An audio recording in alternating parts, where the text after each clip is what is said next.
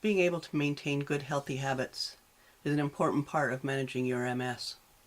A healthy diet and proper exercise are a couple of ways you can take control of what sometimes can feel like a part of your life that you have absolutely no control over, that being MS.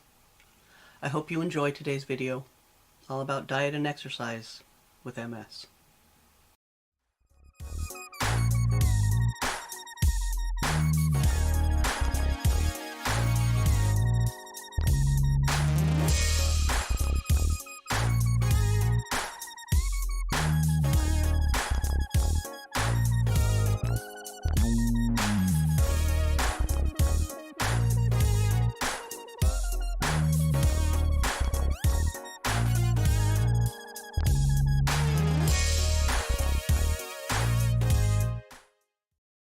Hi there, welcome back to MS 24/7 365. It's really great to see you again.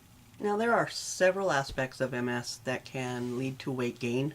Steroid use, depression, mobility issues are just a few. There are also medications that you need to take that can cause weight gain. With this video, I will say I have just started on a weight loss journey. So if you want to start now, we can do this together. My plan is to start a series of Workout Wednesdays videos, as well as sharing my experience on a weekly basis with you to help keep me accountable. If you tend to overeat, that can increase your chance of gaining weight. Significant weight gain can enhance MS symptoms that you may already have, as well as additional medical issues such as fatigue, decreased mobility, negative self-image, stress on your joints, demand on your heart and lungs, not to mention the risk of developing other illnesses. Therefore, it's important to find a workable way to manage your weight. First suggestion I have for you, don't diet. They can be hard to maintain for the long haul, and for the most part they don't work. What's going to be helpful is behavior modification, and really forming healthy food habits is going to be good for not just you but your entire family. One thing that may be helpful in getting started is to log your food. I know, it sounds about as much fun as a root canal. But when you can see what you're eating on a daily basis, it can really make it easier to discover what you need to do to modify your behavior. So how do you do that, you might ask? Well, a pen and paper, old school I know, they work really well. Maybe you have a bullet journal that you can use to track your meals in for a while. There's also tons of free apps out there that you can use to log not just your meals but your weight and exercise as well.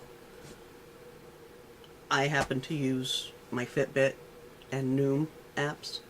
Once you've logged your food for a while, you can see where you need to improve. Start with something attainable, something small. For me, I've cut using sugar in my coffee. I've cut it out. It worked for me before, so there's nothing that says it shouldn't work again. Maybe all you need to do is adjust your portion size. As we all know by now, we like to think bigger is better, but when it comes to food, that is totally incorrect. One idea to help with that is to decrease the size of your plate. We haven't used dinner-sized plates for quite some time, and I will say it does cut your portions. However, cutting your portions isn't very effective if you continually go back for seconds and thirds. I mean, if you look at the recommended serving size for different foods, you'd probably discover that you regularly consume 2 to 3 times what that recommended serving size is.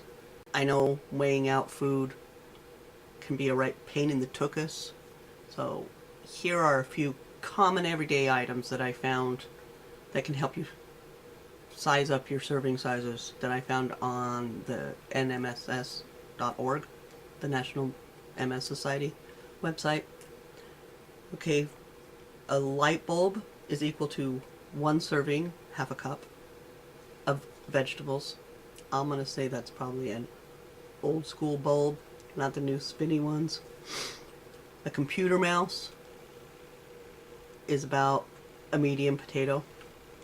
A bar of soap, 3 ounces of meat, which is the recommended portion for a meal.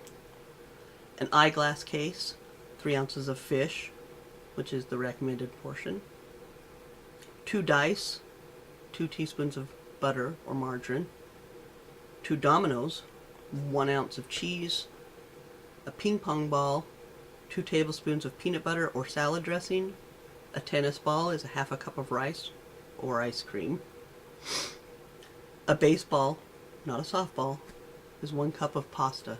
It's as important for people with MS to maintain a healthy weight as it is for anybody. The goal here is to find something that is easy to keep up forever, not just some lose weight fast gimmicky diet that you'll give up on in 3 weeks. Now on to exercise. Yikes, you say? I get you. I do. It can be hard to exercise when on a regular basis you have a really hard time just getting out of bed. Being less active than you once were, before MS, is going to happen.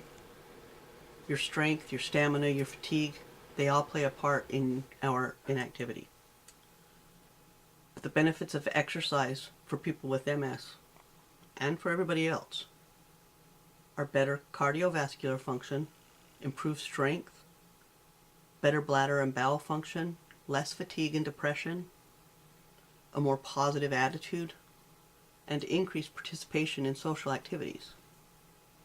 It can also improve your cognitive functions. Wait, did I just say that regular exercise can improve all of the reasons I have for not exercising? Yeah, that's exactly what I just said. Glad you could pick up on that. Now, you will first want to discuss any workout ideas you have with your doctor, and know that just because you decide that you're going to do such and such exercise for however many minutes, for whatever amount of days, your body's going to actually dictate what your exercise program will be. You may even have to adapt it every single time to take into account what your current limitations and capabilities are. Now, I know some people with MS are in a wheelchair and can't exercise the same way I can, but there are ways to adapt any exercise program to accommodate for wheelchairs. You may want to get with a physical therapist to figure out an exercise program that works for you. Remember, exercise isn't the only type of physical activity that will help maintain your health. Some of the other things that will increase activity are gardening, household chores, cooking, or walking the dog.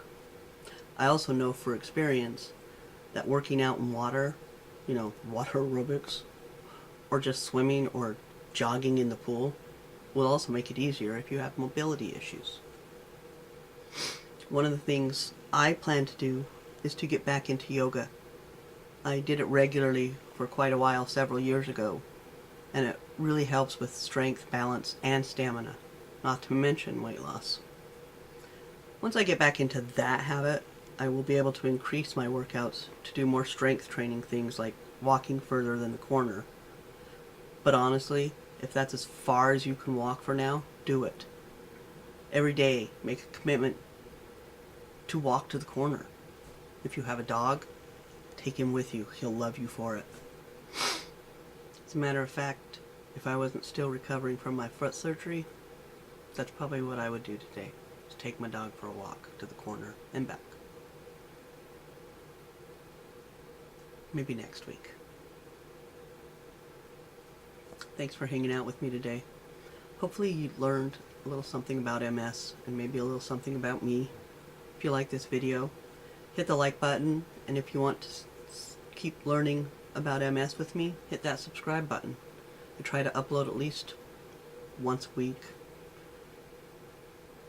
and we're going to be starting some new stuff, so hopefully you'll want to stick around for that and do that. Take this adventure with me. So if you want to know when I do upload, hit the bell notification. We'll see you all next time. Remember, life doesn't stop just because you have to. Peace.